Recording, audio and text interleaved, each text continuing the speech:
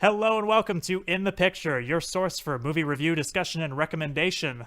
My name is Preston Fossbeck, and joining me today are Awesome Shane Jones, Hello. and Miles Carden. Hey guys. We're going to talk about Black Panther today, and we're going to do, Shane will tell you.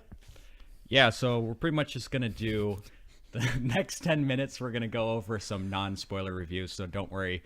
If you haven't seen the movie and you want to know if it's good or not, you could listen to us for the next 10 minutes, and then you'll want to turn it off because we're going to go into some spoiler talk and discussion about what we do like and what we don't like more in depth.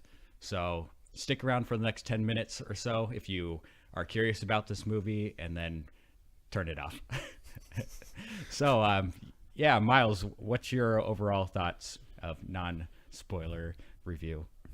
All right. Yeah, there was a lot of hype going into this movie, and I was definitely looking forward to it. I've seen all the Marvel films and have had a positive reaction to pretty much all of them. Like, even the ones that didn't really hit, like, were still kind of enjoyable.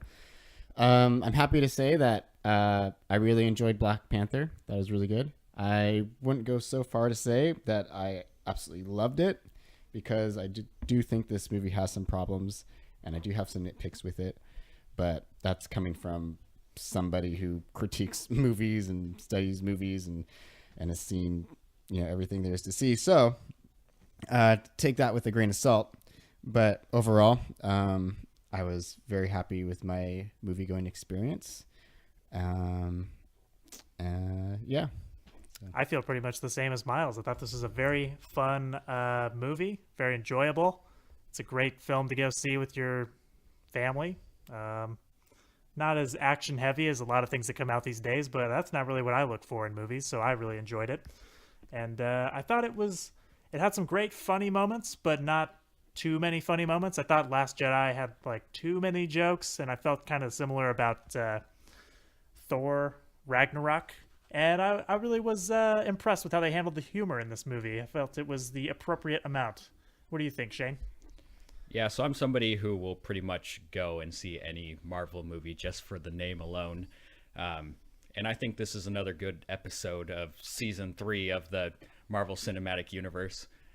Everything about it's just pretty much what Marvel's been nailing since the beginning. They have a good story, characters you care about, but also this time around, building off the last couple of movies, is they have a couple of great villains, which is kind of rare for Marvel, but now it seems like they're going in that direction.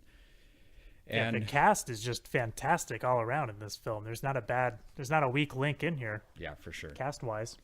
And pretty much going off of what Preston was talking about, is the movie relies a lot on character development and showing us stuff we haven't seen before, like the cool futuristic city of Wakanda, as well as just how life is there, and it felt like a kind of lived-in city and everything. And most movies nowadays kind of rely on that brain-dead action, taking out whatever kind of bad guys in front of them, and it doesn't seem like they gave into that temptation with this movie. Yeah, I agree.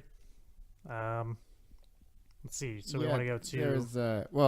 I just kind of add to that a little bit. Like, it's like everything in this movie is like you were discovering something new, kind of, just because it introduced you to a new culture that we hadn't really seen before, especially not in the Marvel films.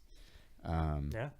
So that was good. Just from the surface level, you had just all the costume designs, and then with the city of Wakanda, just the music, production design. Yeah. The music. Oh my god, the music! I was going to talk about that. Ludwig Göransson, I think, is the composer. I only know him from like little episodes of Community, but I love the music in this movie. It's fantastic. And I'd say one of the weakest things about all the Marvel films is like the soundtracks are just incredibly forgettable. Like, can you think of like one, except maybe like a brief moment of the Avengers theme? I know the Avengers theme, but that's all I know. Like, it's more than most everything people do. else is just might as well not even be there. Yeah. But this Michael B. actually, Jordan's theme in particular was really cool. yeah, there are a lot of cool like drum driven tracks, and some vocal tracks as well that really kind of heightened the experience for me anyways. Yeah, totally agree. So do we recommend people go out and see it? Yeah, I'd say if you've caught up with the Marvel movies, it's another great one to go see. It may or may not make sense to you if you haven't seen any of the other movies before. It kind of goes off some themes of the previous movies, as well as some characters from the previous movies. But yeah, overall, if you like the MCU movies, go ahead and go see it. Yeah, I actually don't think you need to have seen any Marvel movies previous to this to really enjoy it. There's barely any backstory really that's been introduced in this MCU leading up to this movie. I mean, there was a little bit in Civil War. We kind of were introduced to the character, but there's really nothing in that you need to know to get some enjoyment out of this film. This is probably the one that stands on its own the most since like any of the Phase 1 films. Yeah. Because it doesn't rely on like any of like the big players coming in to as Spider-Man Homecoming, which I absolutely just love, like it relied heavily on the knowledge of what happened in Civil War, and then you had Robert Downey Jr. come in, and add his support to it. But this one, there's two minor characters, like supporting characters that appeared in, was it Civil War? Civil War and Age of Ultron. Right. And like in those movies, like I didn't even remember Martin Freeman being in either of those or one of those. Yeah. I remember Andy Serkis because it's Andy Serkis, but yeah, I mean, yeah, I felt it did a very good job at standing on its own. All right, so there you go. You should go see this movie, and let's give it a. What would we all rate this movie out of 10? Let's say. I would give it a solid 8, like 7.5 or an 8. Yeah, I'd like to go with 8.5. There's some things that we'll talk about in the spoiler discussion that really kind of took me out of the movie and brought it down a bit, but other than that, it's a great movie. Yeah, I'd give it a 7 out of 5. But I think as we progress, 5, yo? That's quite a lot. Sorry, 7 out of 10. Okay. Sorry, let me clarify. Right, I'll give it a 7 out of 10. And as we continue with these podcasts, you'll probably find that that's a pretty good score coming from me. So, All right, sounds good. So should we move into spoilers now? Yeah. All right, spoiler alert. Spoiler alert.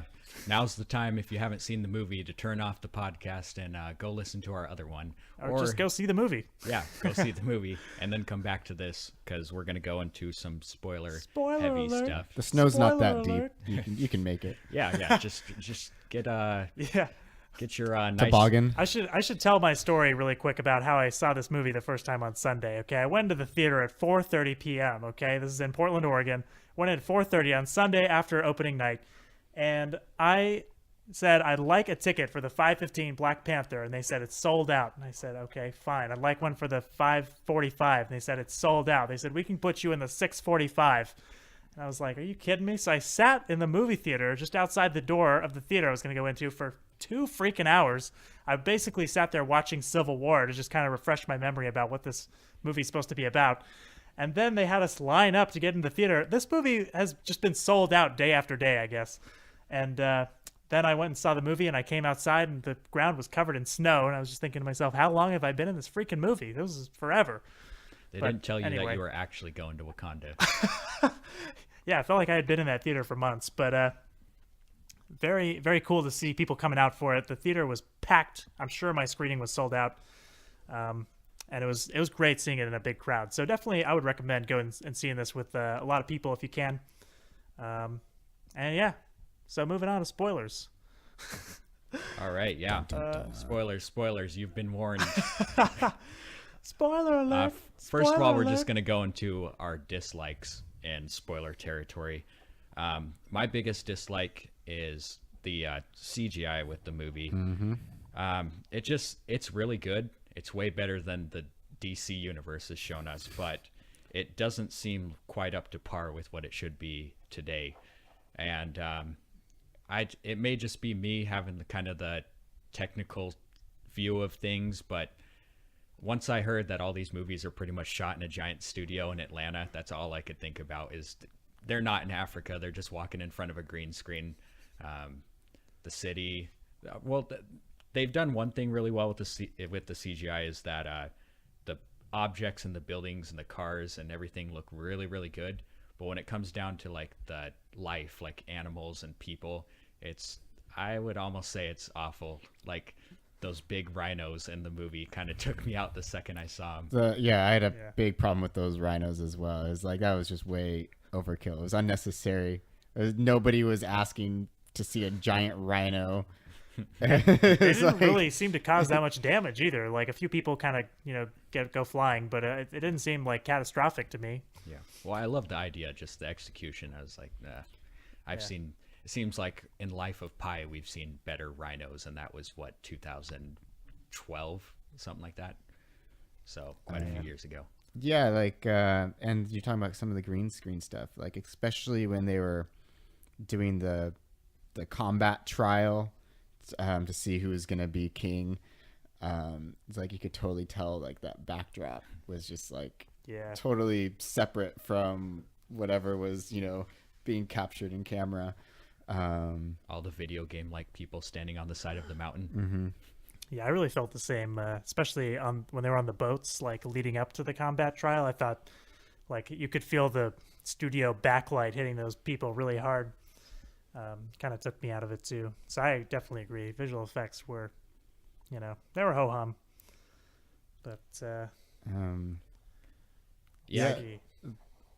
but and I guess like it took a while for me to like really get on board like with the whole flow of the movie. Like the first like 20 to 30 minutes just kind of felt uneven, I guess. Like just like there's all these like different scenes are set up, and it doesn't really flow for me, and until they went to Korea. That was when like the movie really started for me, and that was like the best for me. It was like the best sequence of the film was everything that happened in Korea. Interesting. I don't know how you guys felt about that, or if it took you guys like a while to get into it or not. Yeah, I thought the beginning scene in Oakland in the 90s or whatever that was, I thought that was a little rough, but it ended up coming back to the movie later, and that was better. And that was kind of a rough start to me until I was just kind of waiting for the moment that the Marvel theme started to play and that movie actually started. I was just counting down the seconds till that. I thought the beginning was kind of rough. Yeah, I actually didn't mind the Oakland stuff. I thought it was fine. I actually kind of would have liked to have seen a little bit more from that, like just kind of what Sterling K. Brown's character was like doing over there. I guess they explain it for the most part, but I just love Sterling K. Brown, and I want to see him act more. I don't know. Any other spoiler dislikes? Spoiler dislikes. I disliked. I don't know. Well, that's why I should have talked more. While about you're thinking about that. Well, it is, I think, save for I think the Korea sequence, like none of the action really stood out for me. And like you could say that about a lot of the Marvel films, like the action, like even Captain America, just like punch, smash, whatever. It wasn't really until like Ant-Man where it's like, oh, they're doing some cool stuff now. Well, yeah, and the Andy Serkis stuff I thought stood out pretty well. Like some of those kind of close-up scenes when he shows his arm for the first time and shoots Black Panther's box of money that he picked up. No, like I said, that was the casino scene, and that spilled out onto the roadway was the exception. Like that was, for me, not only the best action sequence of the movie, I thought it was the best part of the movie, just because it was just so kinetic and it just moved forward. There was a great shot in the sequence in the casino. I don't know if you guys caught it, where it's just like one shot that kind of moves through the whole casino, and it was really neat. And then you get to see, I mean, it's very clearly a bunch of shots stitched together digitally, so it kind of took me out a little bit. But it was a well-crafted shot, I gotta say. Yeah, it was an ambitious way to shoot an action scene. I love it when when filmmakers try and do that. Yeah, and anytime Denai Guerrera, has a long weapon of some kind and she's beating people's asses, that's pretty good. Seems to, and the things that we know her for, that she seems to have a weapon where she wreaks havoc. If you don't know, Denai Guerrera, who plays the general, the Wakandan general in this movie, is Michonne from The Walking Dead, and I didn't recognize her at first. I didn't realize she has no hair. You didn't notice her without her samurai Yeah, sword? I didn't notice her without the samurai sword and the dreadlocks, but she did a fantastic job. I really liked her character. Well, yeah, before we get into the kind of the positive things, I have one more negative that I want to talk about, which you guys might disagree with me, but I didn't like Martin Freeman's character at all in the movie. I thought he kind of stood out pretty big, like especially when he was in Wakanda. Like, it wasn't so much that his dialogue was bad or he acted bad, because I thought all of that was good. I was like, I don't care about you. I want to see the other people of this movie, not you. Yeah, I kind of agree with that. He's kind of like just there so they can be rude to him almost, which is kind of funny. Yeah. But I don't know. He really didn't need to be there. He had that cool moment where it's like, put me back in. But Yeah, anybody could have had that moment. I think they just Didn't need needed him Mark there to help tie it into the rest of probably Infinity War. I'm assuming he'll be in that, and they'll tie that in somehow. Well, it kind of seems like he's taken over the role of Samuel L. Jackson, where he's like the U.S. government that we're supposed to care about, rather than the SHIELD agent. Yeah. To me, so he's just going to start showing up in random things. Another question was kind of raised for me when they said, "Oh no, another white boy for us to take care of." Like, what's been going on? I kind of want to know the backstory to that. Like, are like rich white people like paying Wakandans to like save them or something, or do they even know? Like, who are these rich or who are these white boys they're saving all the time? Like, I don't know. That was a door that was open that just kind of left me thinking, like, what do they mean? You might be reading into it a little too much. Okay. Yeah. I mean, it's not like a big thing. I was just like, what's the story there? And then I'd say like probably the biggest flaw I'd say with the movie, and if you can call it a flaw, is that like Black Panther is easily the least interesting character in this movie. Like, his sister is more interesting than him. Denai Guerrera's character is just really cool, and Andy Serkis and Michael B. Jordan steal the show practically. But yeah, he's just, I mean, every time he's on the screen, it's just like, okay, great. But like, when are the other characters going to come back in? Maybe I'm the only one who felt that way, but no, I totally agree with you on that. Yeah. Definitely. And that's not to say that Chadwick Boseman did a bad job. He's fantastic, but they gave more stuff to the other characters in this movie. Every scene without his sister was just like making me want his sister to come back. Yeah, Letitia Wright, who plays his sister in the film. I've only seen her in one other thing, and that was an episode of Black Mirror. And so I mean, she's essentially an unknown, but she killed it. Like, every time, she just brought so much life and energy to every scene, and it was funny. And then just like when she's not there, you're just like, oh, when's our girl gonna be back? Yeah, her and Tony Stark are gonna meet in Infinity War, and it's gonna be amazing. I'm just looking forward to Tony Stark being like, "How did you build all this stuff? This is fantastic." That's easily my favorite thing about her, is like, all it took was this one movie to kind of make Tony Stark irrelevant. Like, we've never seen people this rich before, and up until her, like, she, I think, blows Tony Stark out of the water as far as intelligence goes, the stuff that she created. So yeah, I mean, we were always kind of thinking Tony Stark and Bruce Banner were like the smartest people that we've seen in the MCU, but then she showed up and pretty much yeah, it's true. was like, nope. I thought it was weird that they mentioned like she's the only person who's like doing the technology stuff in like the entire country. Like, I don't know, it seemed like she could have had assistants or something, but I don't know. I just felt like she's alone in this lab all day. Like, yeah, they kind of said that they've been using the vibranium technology throughout their entire existence. Yeah, she's the one that like came up with the ideas of the trains and stuff like that. Yeah, she's like what, 20 or something? I don't know what her age is supposed to be. It's like, what were they doing before she was born? Like, I'm sure someone else was working on that stuff. So, I don't know. Okay, so should we move into the stuff we really liked? Yeah. I mean, other than her that we already kind of talked about. Yeah, I guess so. I was like, was she like all of our like favorite part of the? Yeah, especially the so. cast. I mean, definitely. I love Sterling K. Brown. I already said that, but the scene where Michael B. Jordan and Sterling K. Brown kind of get back together. Sterling K. Brown, for people who don't know, is the guy in the very beginning in Oakland who betrayed.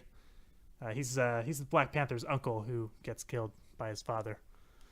But yeah, the Yeah, I'd cast is just solid. say kind of in somewhat spoiler territory that I liked a lot was the Black Panther's like kinetic energy absorbing suit.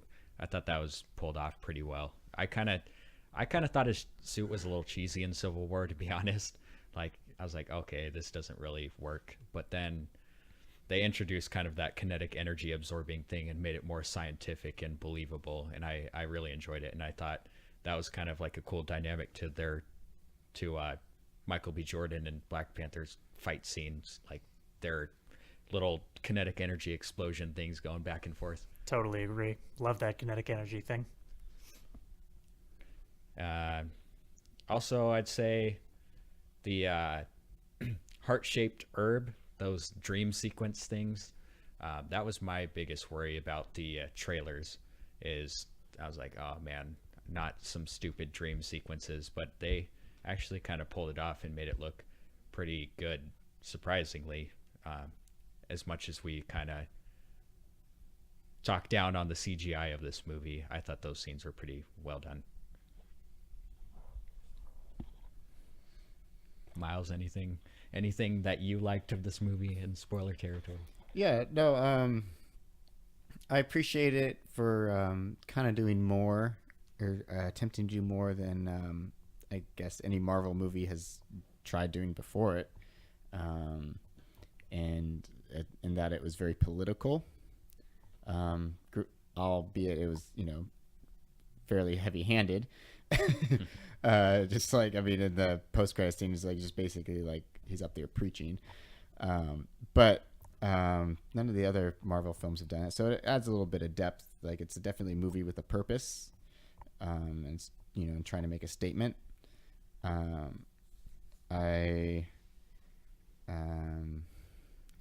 lost my train of thought. That's what I can edit all this Pretty stuff. radical, like socialist stuff, messages being put out, which was kind of interesting for Michael B. Jordan's character. But I think, like I said earlier, not on the podcast, but I think the problem I had was that I was on Michael B. Jordan's side more than the other people. Like, he just seemed to be making the strongest case to me. Like, yeah, why don't you just give weapons to everybody? Like, I don't know. He didn't seem they were refuting his arguments very well, but maybe that's just me. Yeah, I felt that way too. One thing I really liked was so with the general who was played by Denai Guerrera, and then her husband in the film, how they were basically, on the two different sides. Yeah. Just basically just torn apart by their ideologies, which is something that has happened to many people across the world, when politics get involved and people get divorced over that kind of stuff. So, and again, that's kind of a complicated, well, actually I guess they sort of did it with Civil War. I guess that was kind of the premise of Yeah, they Captain just America didn't Civil pull it War. off as well as they did with this movie. But this was definitely felt more personal, and even though there weren't any shocking or really deep heartbreaking moments, if you felt like there could have been. Yeah. I think probably the thing maybe not the thing I enjoyed most, but one of the most interesting things for me watching this film was Denai Guerrera's struggle. It wasn't too much of a struggle. I mean, she knew she had to be loyal to, the traditions of her country, but also there was that question well, I know this isn't right. Should I step in and, help this resistance take out this guy who just walked into this country? But, he did it legally, basically. What can I do? I've got to uphold my vows to protect this country. And then when she does have the final showdown with her husband, she's like, I will kill you. Like, Yeah, that's pretty badass. and then he was like, oh, damn. Like, all right, I give up. Yeah, that was a pretty cool scene. Except for the rhino. Yeah, the rhino licking her on the face was pretty funny, though. I will say that was one of my favorite moments. Yeah, I did love that entire end fight scene. It was just really cool to me. It was kind of the action I'd hoped for throughout the entire movie, but now that I think about it, I didn't really need until the rhinos showed up. I guess that was odd. I still don't like those rhinos, but yeah, I mean, everybody of Wakanda seems badass and awesome. It's great. Yeah, I thought it was funny how the loyalty to T'Challa versus to Eric Stevens was like strictly gender based. Like all the women just like stuck with T'Challa, and all the men went with Eric Stevens, or Killmonger, we should call him. What was the was like, difference? it's funny. Because weren't they different tribes? Yeah, I think So it was just- mainly done so you could tell them apart and stuff, but I just thought it was funny. Like, all the men are like, yeah, let's kill everybody. And all the women are like, let's hold on. Yeah. Let's talk Who's, about this. I don't know who the actor was that played the mountain guy, but I love the. Oh, yeah. That was probably my favorite set piece. Oh, was yeah, like dude. up in the mountains. All the That sticks. It's the like design the of that big stuff was gorilla beautiful. holding up the platform and everything. Yeah. And there's like all the, I don't know why they were there, but they had like all those sticks that were like hanging down. Yeah. In the, Did we talk about the design of the city yet? Because I was going to say probably one of my biggest likes was, seeing a futuristic city that had kind of African design at its roots instead of something Western. And I thought that was really neat. And just kind of the juxtaposition of, kind of old and new and kind of present day stuff all being thrown into the mix in a way we've never seen before. And I thought that was really, really neat to see. Well, yeah, super futuristic yet believable in the MCU. That's what made it really cool. Yep, totally agree. All right, should we wrap up? Yeah, I guess.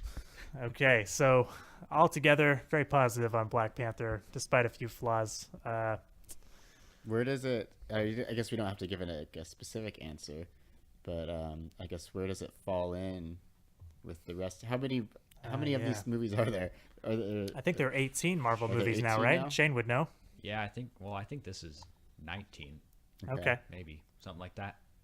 So would you say this is 18. top 10? Yeah, least? I'd put it in my top 10. I just don't know where I'd put it. It's not in my top 5. It's definitely better than Iron Man 2. That's for sure. Come on. Doesn't quite knock out Winter Soldier for me, but God, Winter Soldier is just like one of my favorite movies. So yeah, overall, I'd watch it over Age of Ultron. Yeah, I think Yeah. I would too. All right.